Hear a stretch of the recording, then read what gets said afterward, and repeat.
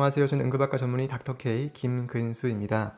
오늘은 오미크론 변이가 왜 강한 전파력을 가지게 되었는지, 그렇지만 그에 비해서 왜 증상의 정도는 상대적으로 약해질 수밖에 없었는지에 대해서 설명드리도록 하겠습니다. 그림을 보면서 설명을 드릴 텐데요.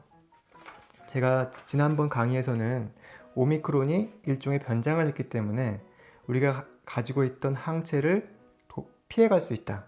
면역 회피라고 하거든요. 이뮨 이스케이프라고 하는데, 그런 면역 회피 현상이 발생한 이유가 오미크론 변종의 표면에 있는 스파이크 단백에 다수의 변이가 생겼고, 그 변이된 모습을 우리가 가지고 있는 중화 항체가 인지하지 못하기 때문에 결국은 오미크론 변종은 기존의 항체를 피해갈 수 있다라는 설명을 드렸습니다.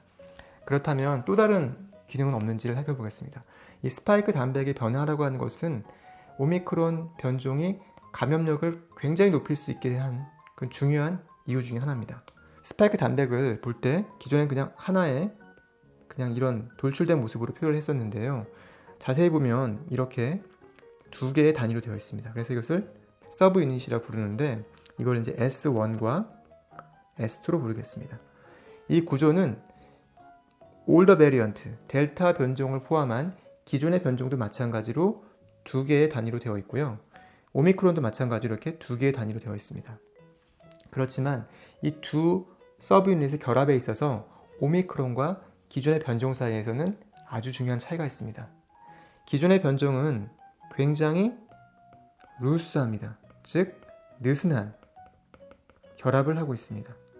반면에 오미크론 변종의 이 두 서브 유닛의 결합은 굉장히 견고합니다.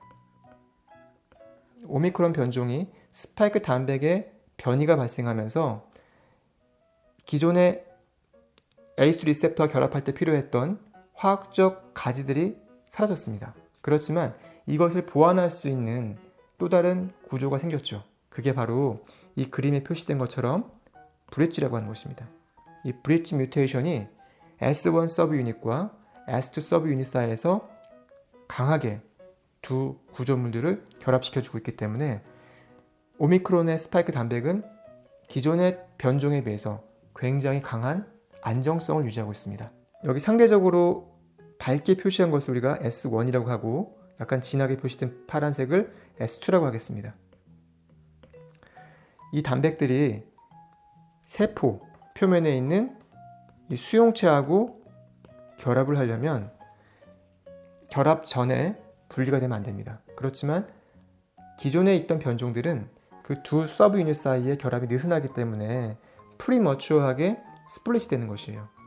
어떤 중요한 시기 이전에 두 구조물들이 나눠지기 때문에 원래 기대했던 기능을 수행하지 못하는 것이죠.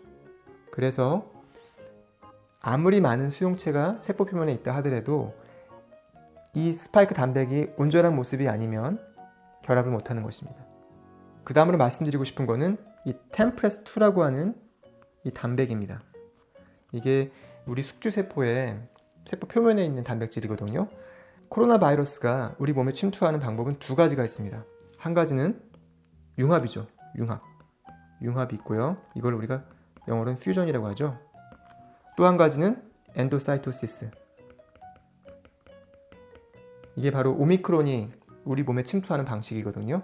그러니까 기존의 델타하고 오미크론의 가장 큰 차이점이 숙주세포 안으로 들어가는 그 방법의 차이입니다. 융합을 하기 위해서는 어떤 게 필요하냐면 이 수용체도 필요하지만 이 템프레스2라고 하는 단백이 필요해요. 이건 일종의 단백 분해 효소인데요. 이 스파이크 단백이 수용체와 결합을 하면 템프레스2가 그 스파이크 단백을 분해해서 스파이크 단백이 활성화되고 이게 융합을 하고 세포 안으로 들어올 수 있게끔 하는 과정에서 굉장히 중요한 역할을 합니다. 템프레스2가 존재하지 않으면 델타 변종은 그 숙주세포로 침투하지 못합니다. 우리 호흡기 계통에서 템프레스2 단백을 많이 가지고 있는 곳이 폐세포입니다. 반면에 상기도적으로는 템프레스2 단백이 많이 존재하지 않아요.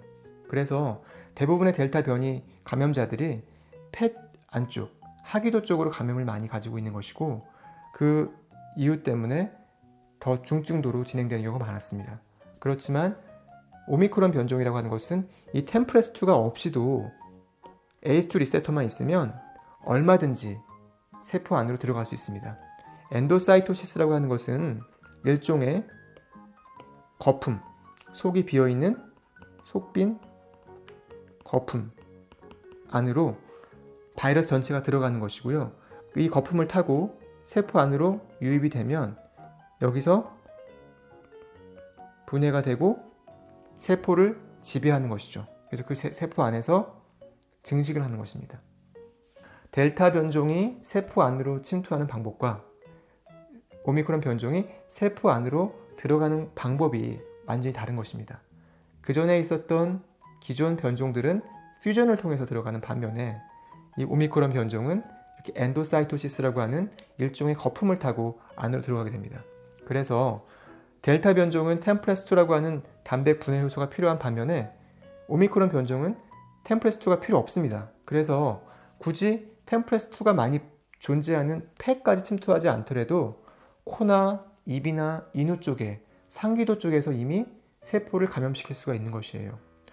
이 템프레스2가 필요 없게 된 상황에서 오미크론 변종이 감염시킬 수 있는 세포의 숫자는 델타에 비해서 7배, 많게는 10배까지 증가되어 있습니다. 그렇기 때문에 더 용이하게 감염을 일으킬 수가 있고 기침이나 재채기를 통해서 더 빠르게 주변으로 확산될 수가 있습니다. 오미크론 감염은 일종의 감기처럼 상기도 감염을 많이 일으키는 이유가 바로 이와 같은 설명드린 내용 때문이고요. 오미크론을 이해하는 데 도움이 됐으면 좋겠고요. 이상으로 응급학과 전문의 닥터 K 김근수였습니다. 감사합니다.